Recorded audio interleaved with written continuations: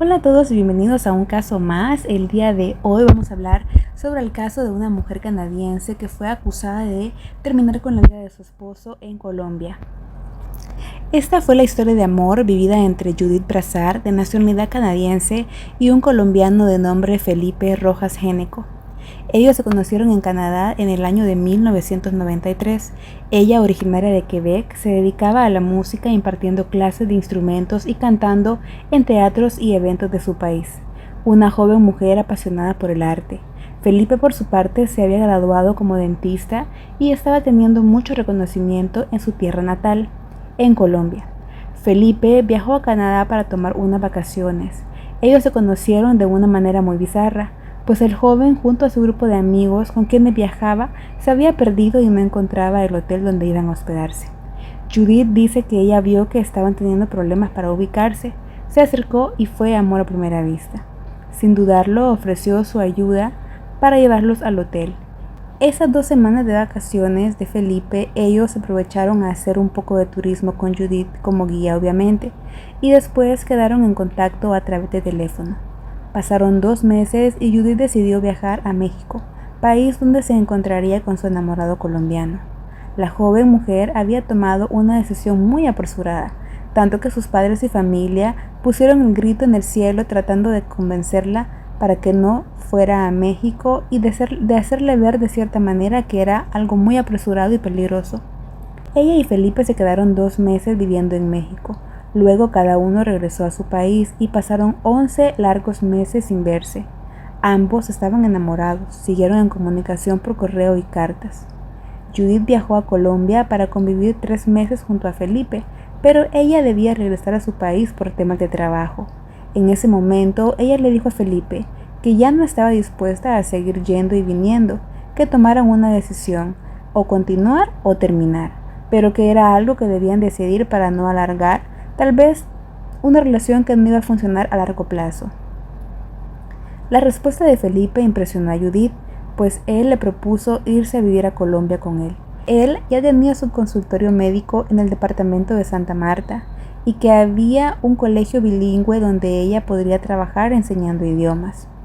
Se casaron el 6 de agosto de 1994 en Quebec, en una glamurosa fiesta donde asistieron ambas familias. Casi inmediatamente se mudaron a Colombia, donde empezarían sus vidas. Se convirtieron en padres de 2 hijos, la mayor, una niña a la que llamaron Mariana, y un niño de nombre Felipe David. Ambos estaban felices construyendo su familia. Además, un par de veces al año viajaban a Canadá a visitar a los padres de Judith. Los padres de ella tenían mucho aprecio a Felipe y mucho respeto, y adoraban a sus nietos. Ambos se veían realmente felices, cada uno haciendo su vida profesional y disfrutando de su familia. En algún momento de la relación, aparentemente hubo una infidelidad de parte de Felipe, pero como pareja lograron superarlo. Pero lo que realmente empezó a preocupar a Judith fue que Colombia empezó a atravesar una crisis de inseguridad, la tan llamada pesca milagrosa, que consistía en redadas donde no sabía si ibas a ser secuestrado o lastimado por grupos militares. Judith quería realmente regresar a su país con sus hijos y esposo. Después de platicarlo, aparentemente decidieron que se iban a mudar a Canadá. Aquí vamos a agregar un poco más sobre algunas cosas que a Judith no le parecían de vivir en Colombia, y es que, a pesar que los dos tenían sus empleos, Felipe le había propuesto a Judith manejar las finanzas de ambos. Tampoco le gustaba que él estaba bebiendo mucho con algunos de sus primos y que tenía mucho tiempo en fiestas y no pasaba mucho tiempo en casa. Judith regresó y retomó su carrera como cantante en Canadá. Aparentemente todo estaba saliendo como ambos lo habían acordado, pues Felipe le dijo a su esposa que para él poder alcanzarla en Canadá debía terminar antes el tratamiento de sus pacientes que tenía bajo su cuidado. Ella compró una casa, los niños empezaron la escuela, ella estaba feliz trabajando y retomando la vida en su país. Pasó el tiempo y Felipe no daba señales de querer estar en Canadá. Así que Judith regresó a Colombia con sus 2 hijos. Ella cuenta que esta acción que tomó no fue del total agrado de su esposo, porque él le dijo que no estaba siguiendo el plan que habían acordado juntos. Ella retomó de nuevo su vida en Santa Marta, pero ya no fue igual que antes. Comentó que su vida a nivel de pareja ya no era la misma, que cada uno estaba por su lado. Así pasaron 3 años hasta que tocaron el tema del divorcio, donde él fue claro y le dijo que no quería divorciarse, pero si ella se lo prefería, pues podían hacerlo.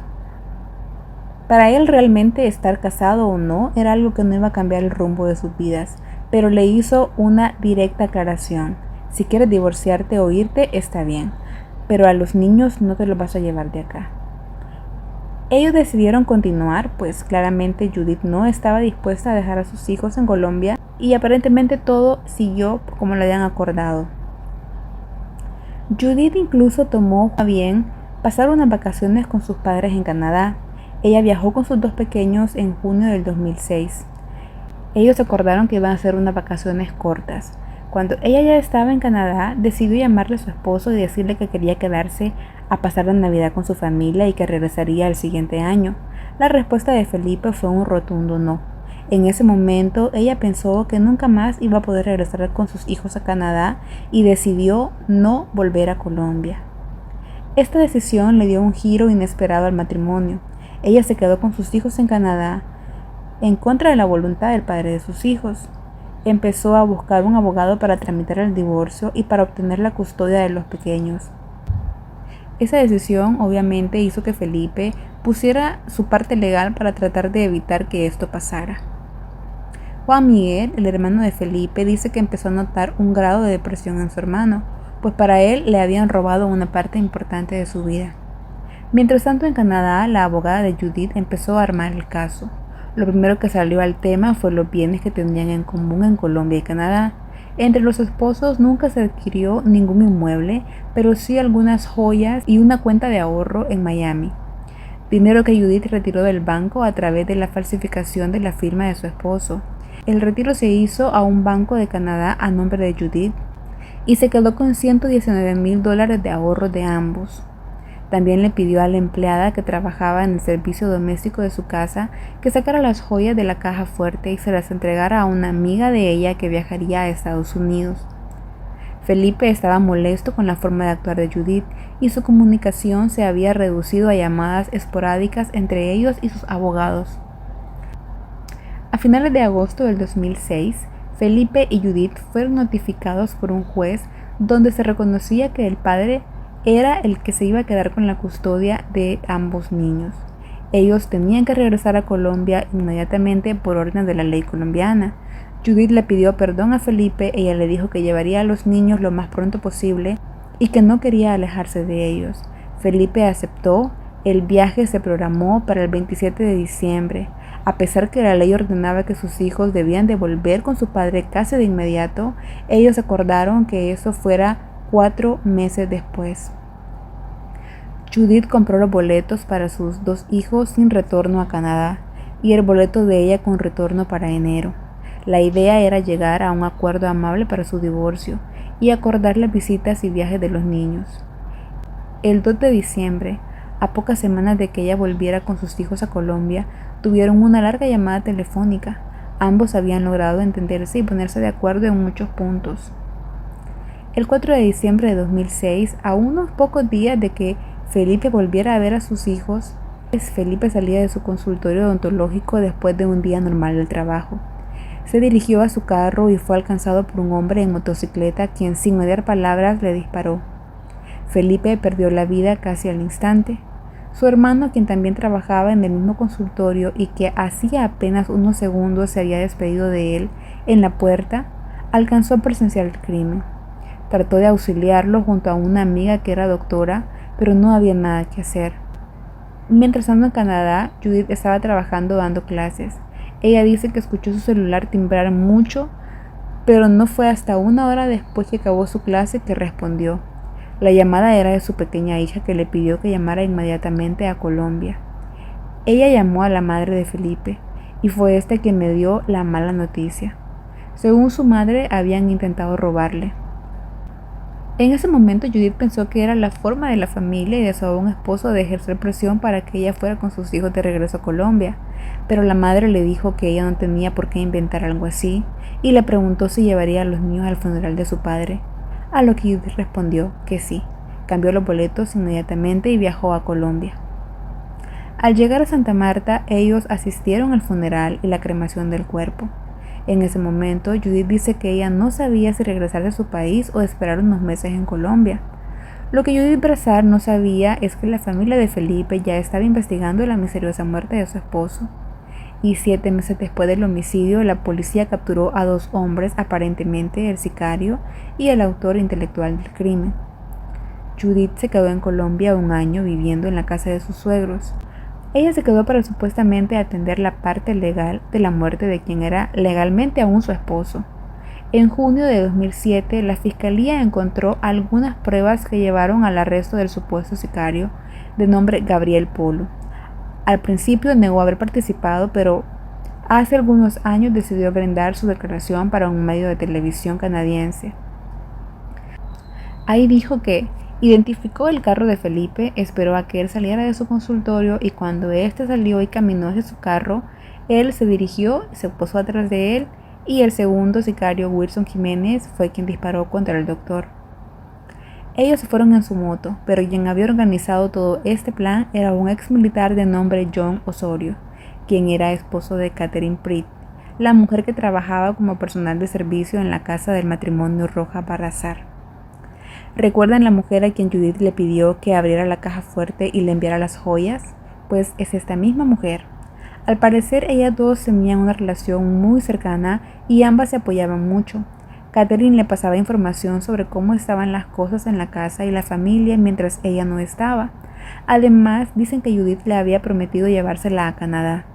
Catherine y John señalaron a Judith como la autora del crimen, pues ella quería quedarse con el dinero de su esposo y la custodia de sus hijos. La canadiense fue arrestada en Santa Marta, en el colegio donde ella trabajaba dando clases.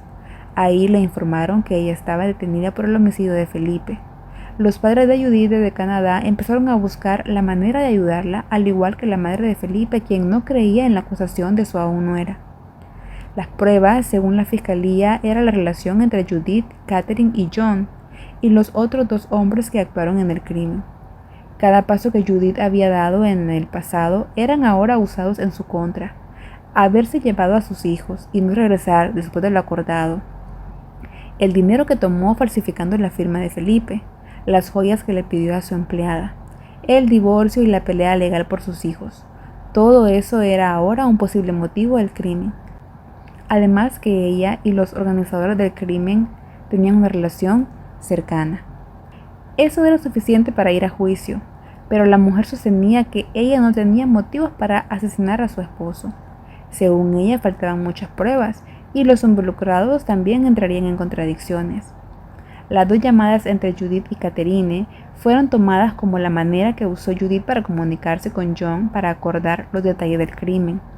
Cuando Judith dice que una llamada fue para pedirle que enviara sus joyas a Estados Unidos y la otra para avisarle que regresaría con los niños a Colombia. Después, de manera repentina, los 2 sicarios que habían acusado a Judith se retractaron de la acusación.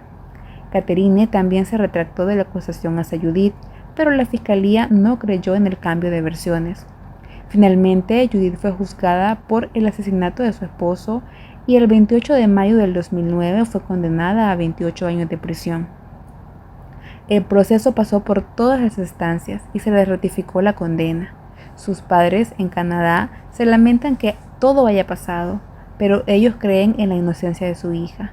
Ahora este caso fue tomado por una institución que busca demostrar la inocencia de personas condenadas con irregularidades en sus pruebas.